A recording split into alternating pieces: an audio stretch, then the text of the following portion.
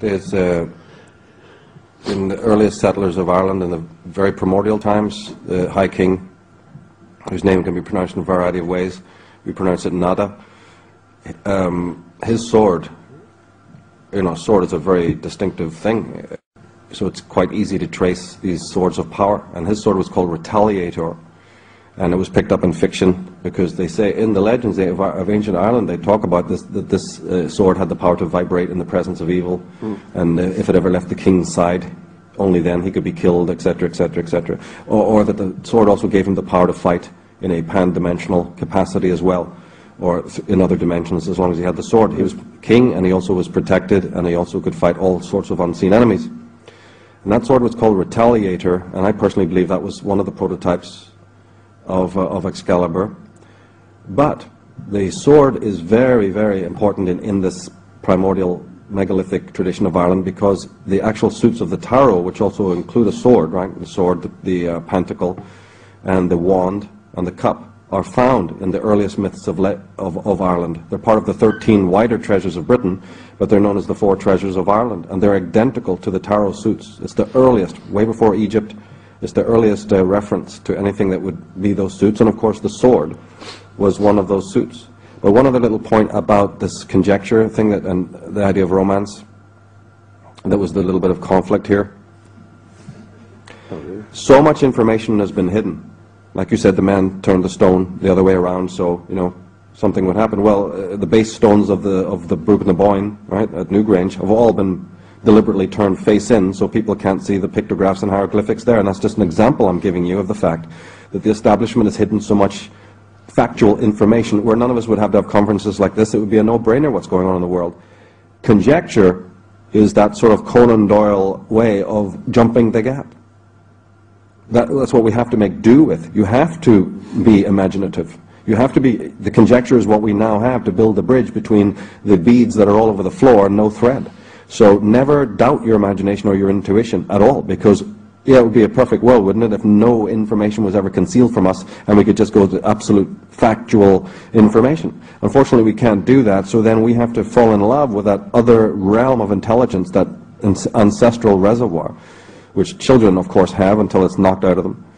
And we need to recalibrate that, because although it may be less formal and less organized than what we laughingly call fact half the time, it still can serve the same purpose. And we, again, as part of the earlier question about what can we do, is linking back to that ancestral flow of intelligence, and whatever you can do, whatever it is for you, through music, through dance, through yoga, through whatever, is to get in touch again with that organic flow of intelligence. And then you will be beyond even the realm of what other people might need as fact and so on. You will have your knowledge, you'll have your knowing, which is a totally different thing, as the gentleman was showing yesterday about the difference between that feminine knowing, the ancestral knowledge, and then the other thing, which is the masculine paradigm of having to have the facts and then the consensus and all of that, peer review, stuff.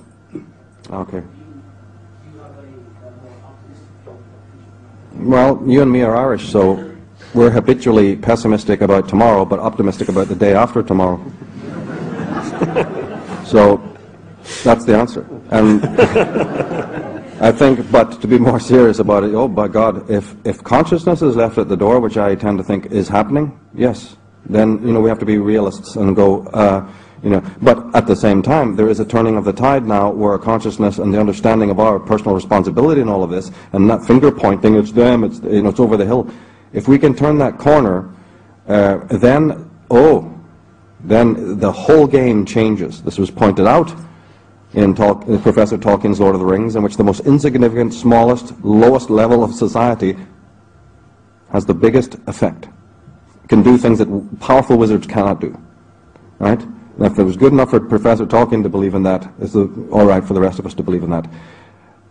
They can't win, because I've all said in my other metaphysical work, evil contains within it the seeds of its own destruction.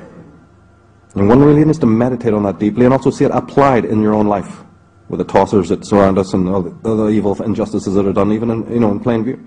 Watch that experience. Watch what happens to a person who's evil and ruthless and negative. Just observe it. And you'll notice that this is in fact the case, and it's certainly the case up the fractal. Evil contains within it the seed of its own destruction. The moment that you take that kind of anti-human negative stance, you're just waving a red flag to nature, go come and get me, which is exactly what's happening now. It's called the age of revealing and the age of awakening. All the message that somebody like me can give is, can you please get into the spirit of that? Because it's happening anyway.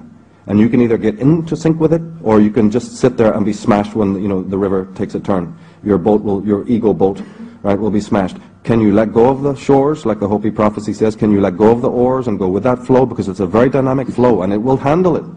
What happens with us is that we think, oh my God, what's little old me going to do? It's really difficult, you know. And then it becomes like you're suddenly taking it personally, as if your ego is going to be able to run out there like in the old days, you know, grab a sword and do something about it. We have no capacity in that realm. It's a mixture between tremendous responsibility and self-awareness of it, but at the same time the ability to, as Neil was saying, go yin. Let go and let the higher force guide you, because without that guidance, you're pottering around. It's like a kid with a giant sword, you know, playing games. A higher form of guidance and a higher form of strategy takes care of this. It doesn't mean abnegate your responsibility, but it means try to always remain with your head in the clouds but your feet on the ground. This is both a physical war, but it's also a psychic one. And the guidance that comes to you is the most important thing, and it will show you where to go and what to do about it. And that kind of particular guidance I'm talking about is not the same kind of sorcery that the Black Lodge has. They have high intelligence, and they have tremendous human knowledge about us on the most fundamental levels. But they lack that connection to the higher intelligence. And that's their ultimate downfall, together with what I said about evil having the seeds of destruction within it. You choose that road, and you will be terminal. You choose the organic, living, feminine, you know, flow of the Tao, and no matter what tyrannies exist in the world, no matter how things get bleak, even if things get 10 times as bleak as they are now, worse, like a prison planet, really and truly, as long as you're with that flow, you're in your center, and it doesn't matter, you see. So it's all about where you are, and they can't inhabit that place, which is why they want dominion, right, over the world. If you can't rise yourself, what's the next best thing? Push everybody down.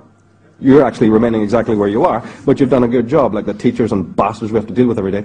They're going to, you know, push you down, and then they feel mighty high. Well, that's what the Bushes and Obamas and the Stalins and all do. They cannot rise themselves, and we have to understand this. They're static spiritually. And the moment that you start doing your spiritual homework, the moment that you do your spiritual homework, you are then on the road to victory. That's the basic way I see it. Yes. Well, I think I get what he's saying. Okay. I'll just say a few words about it. I showed a clip the other day about the collectivism. You know, it was a logo, a corporate logo, in which person's sense of identity is entirely based on the social persona. So this is where the Black Lodge wants us to be, where you have, or let's put it this way, any sense of self that you do have is basically a collectivized sense of self. That's the herd. They've already done, you're already doing their work for them then.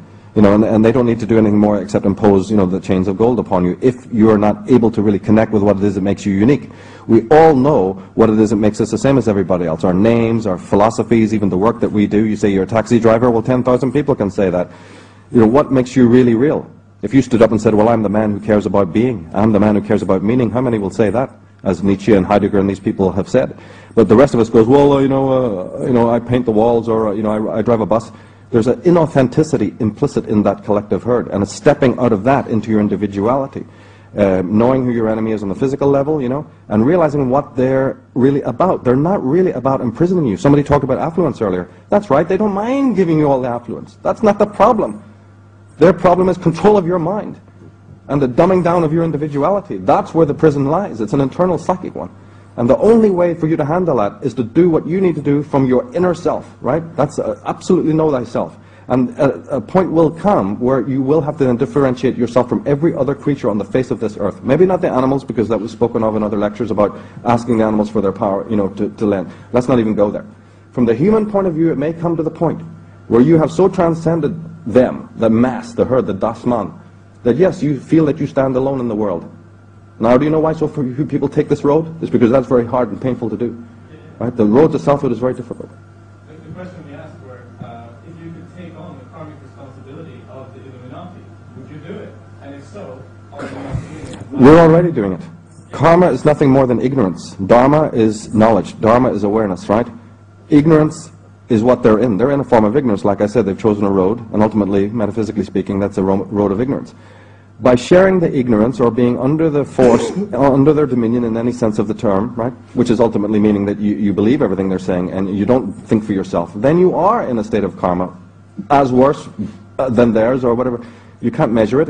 Ignorance is ignorance, regardless if it's on a massive scale, right, of Big Brother, or on your individual scale. You know, the time has come now, though, for the human race to wake up and grow up. And there's a sovereignty and individuality involved in that. Let's go with it. Let's enjoy it. Let's be grateful for the fact. You know, raise a glass of wine in your garden and celebrate the fact that now has come the final time, either because of the affluence, either because of the historical period we're in, because the tyrants have changed their tactics, whatever. All of that is pertinent. But the same fact remains that some other historical action is taking place, in which the world now, through the internet and through whatever, is getting this kind of information. Celebrate that. Be very grateful for that. And at the same time, always, always, always congratulate yourself for coming as far as you do. It'll negate the pessimism that you may have, you know, and it will really give you enthusiasm to carry on in the future. If I can just